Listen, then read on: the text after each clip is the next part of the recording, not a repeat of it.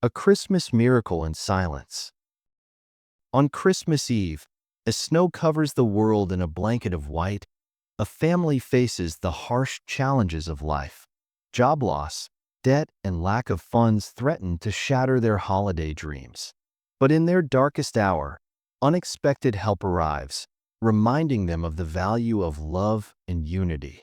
I awoke to the strange silence that enveloped the house. Outside the window, there was a stillness so profound, it was as if time itself had stopped.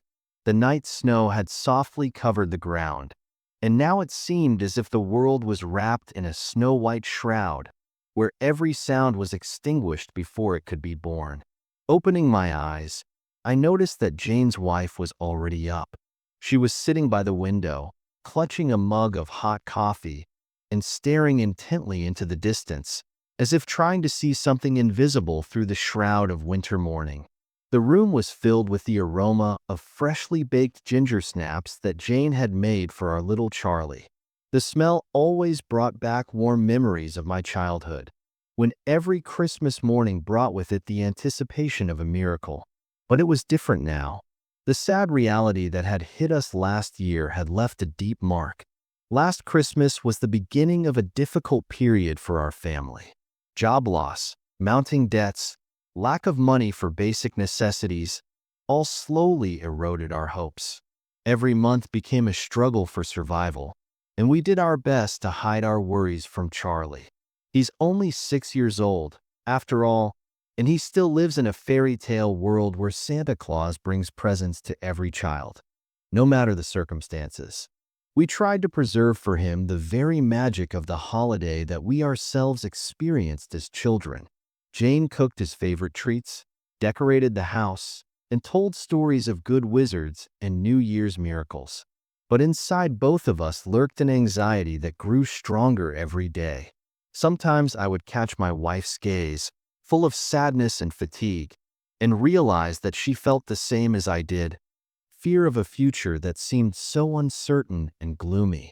But today, sitting by the window and watching the snow fall, Jane looked especially pensive.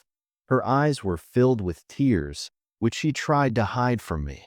I knew she was having a hard time, that she was trying her best to remain optimistic for both of our sakes.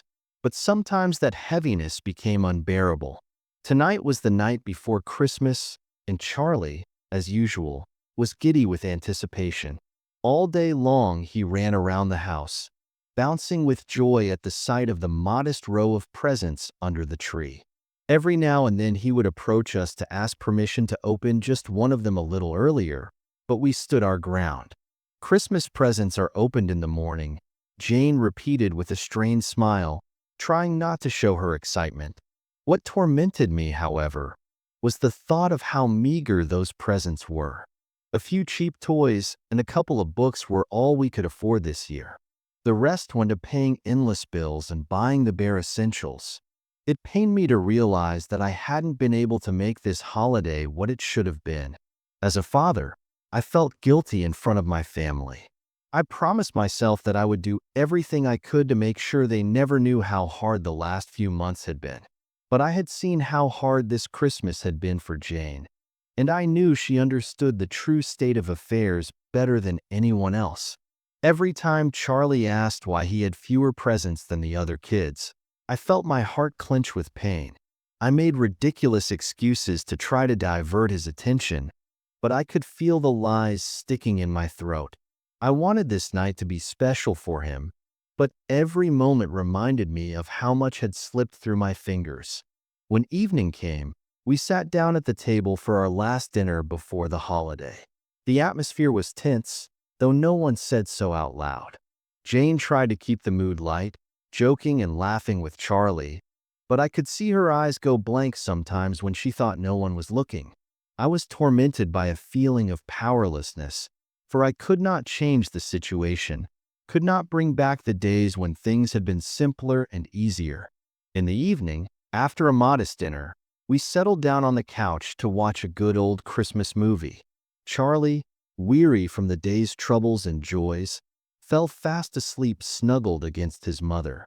His breathing became even and calm, and I felt a warmth spill over my heart. Gently, I lifted him in my arms and carried him to the nursery and put him to bed.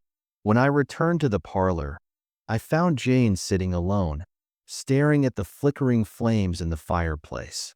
Her face was illuminated by the soft light of the fire, and her eyes reflected the weight she had been carrying on her shoulders for the past few months.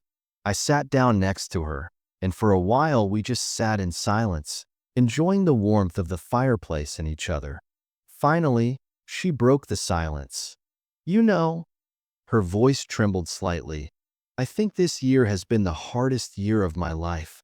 We've lost so much, but I'm glad we got through it together. You've always been there for me, and it's helped me hold on." She turned her head and looked at me, and in her eyes I saw the depth of feeling. I hugged my wife, feeling how much I loved this woman. Despite all the trials, she remained as strong and determined as I had always known her to be. Her support and belief in the best was what kept me moving forward, even when everything around me seemed hopeless. We sat like that for a long time, embraced, listening to the crackling wood in the fireplace and feeling each other's warmth. At that moment, I realized that the real strength of our family lies not in material wealth, but in the love and understanding that binds us together. Despite all the difficulties, we remained united, and this gave me hope for a better future. The next morning, as soon as the first rays of sunlight came through the curtains, Charlie jumped out of bed and rushed into the living room. Jane and I, sleepy and confused, followed him. The boy ran to the tree, and his face instantly lit up with joy. He grabbed the first bag he could find and began to unwrap it impatiently, and then, seeing the contents, clapped his hands and laughed with happiness. Even the few toys we were able to buy seemed like treasures to him. Charlie jumped and danced around the tree as if there were no more problems in this little corner of the world. Suddenly, in the midst of this festive bustle, there was a soft creak of the door. We turned around and saw my brother Mark appear on the doorstep. He lived far away, in another state, and came to visit us very rarely. Behind his back hung two huge packages that he was struggling to hold. "Merry Christmas," he said as he entered the room. "I thought you might need some help." Mark lowered the bags to the floor and began to untie them. Brightly colored boxes of toys spilled out of one, and from another came bundles of clothes and bags of groceries. I stood there, not believing my eyes, and didn't immediately realize what was happening. Jane froze too, tears streaming down her cheeks, but this time they were tears of relief and gratitude. Charlie, noticing the new presents, rushed to the tree again, shouting with joy and showing everyone what he had found. He didn't realize the significance of the moment, but his genuine joy was transmitted to us. In that moment, I felt my heart squeeze with overwhelming emotion. We both knew that Mark's gesture was not just help, but true salvation. He had reached out when we were almost desperate. Jane walked over to her brother and hugged him, whispering thanks for what he had done. Mark just smiled and said that family should be together, especially at times like this. Those simple words sounded like the best gift to us. When Mark left, leaving behind a feeling of warmth and caring, Jane and I were left alone. The room suddenly seemed empty, though only a moment ago it had been filled with laughter and joy. Jane sat down next to me on the couch, taking a deep breath and staring off into the distance. There were still tears glistening in her eyes, but now they were mixed with a slight smile. She was right. Money, jobs, even toys all paled before what we truly had: love and support for each other. At the end of the day, happiness isn't measured by the number of gifts or the thickness of your wallet. It lies in the people who stick around no matter what. We both realized that there might still be challenges ahead, but in that moment, everything seemed possible. After all, we had a family, and that was more important than anything else. Sitting on the couch, we watched Charlie play with his new toys. His laughter echoed throughout the house, filling it with life and joy. In that moment, I realized that despite all the difficulties, our family remained strong and united. Evening came, and Charlie, tired from playing, went to bed. Jane and I were alone in the living room. She took my hand and said, "You know, I wanted to tell you." Jane spoke softly, as if afraid to disturb the delicate balance that had been established between us. "I'm pregnant." Those words struck me like a bolt of lightning. At first, I couldn't believe I'd heard it right. My mind was racing, trying to grasp the meaning of those words. Then it dawned on me that it was true. Tears of joy sprang from my eyes, and I hugged my wife tightly, unable to contain my emotions. "It's wonderful," I exclaimed, feeling my heart beat faster. "Our family is going to have more fun." Jane smiled, but a shadow of worry flickered in her eyes. "Yes, but now we'll have to work even harder to ensure our baby's future," she said, stroking her belly. I nodded, realizing that there were more challenges ahead. But in that moment, I felt incredibly confident and strong. We will make it through because we have each other's love and support. We will get through any hardship because our family is our greatest treasure. In the months that followed, life became even more difficult. We continued to struggle with debt and looked for ways to earn money. Each morning began with a new challenge, but each evening ended with us coming together over dinner, exchanging smiles and words of encouragement.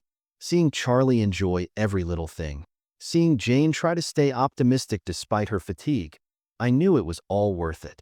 Our family was only growing stronger, and no hardship could break us. In time, I found a stable and promising job.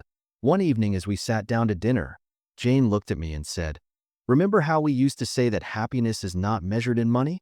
I realize now that it's true. The important thing is to love and be loved." I agreed with her and added, "And to remember that even in the most difficult situations, there is always light at the end of the tunnel. The main thing is not to lose faith and hope for the best." We continue to live, overcoming all the obstacles in our way.